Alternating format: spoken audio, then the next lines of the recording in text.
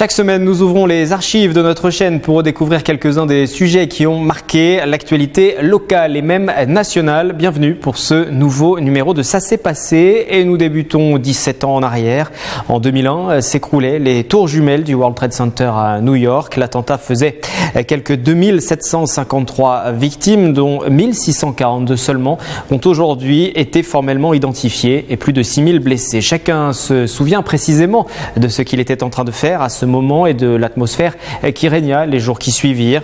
Dès le lendemain, les minutes de silence se sont multipliées sur les lieux de travail, dans les lieux publics et puis bien sûr dans les casernes de pompiers. Regardez ces images que nous avions diffusées à l'époque.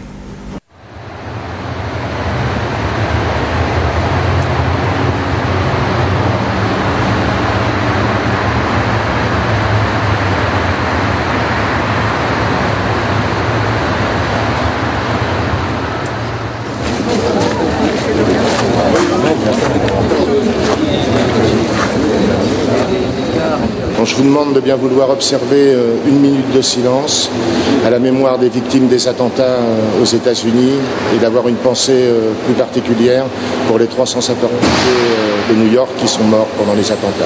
Merci.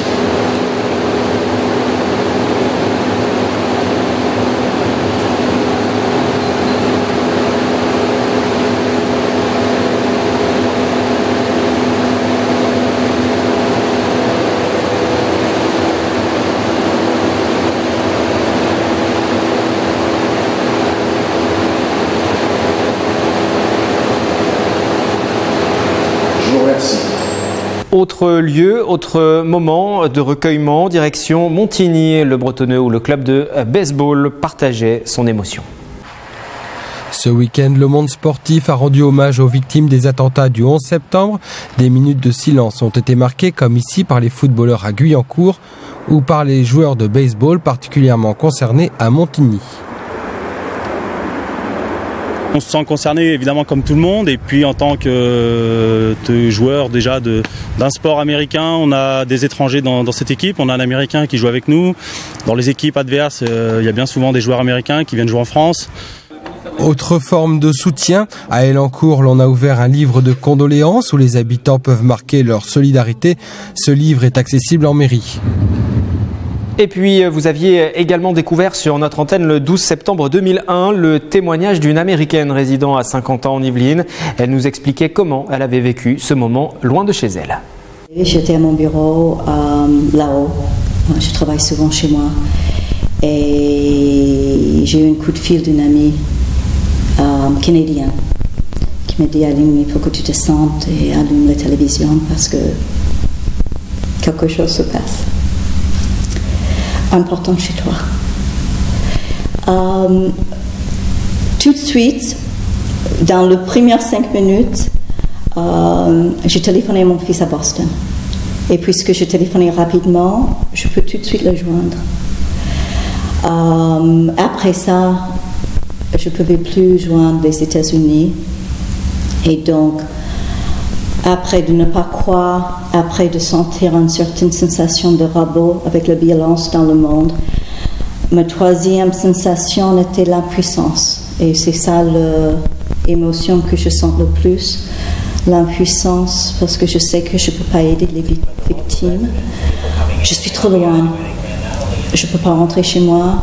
Je ne peux même pas téléphoner à ma mère. Quand vous avez votre fils au téléphone, qu'est-ce qu'il vous a dit ? Elle a utilisé un mot assez vulgaire qu'il n'utilise pas souvent devant moi, mais elle était extrêmement émue. Elle a dit le monde, excuse la vulgarité, the world is fucked up.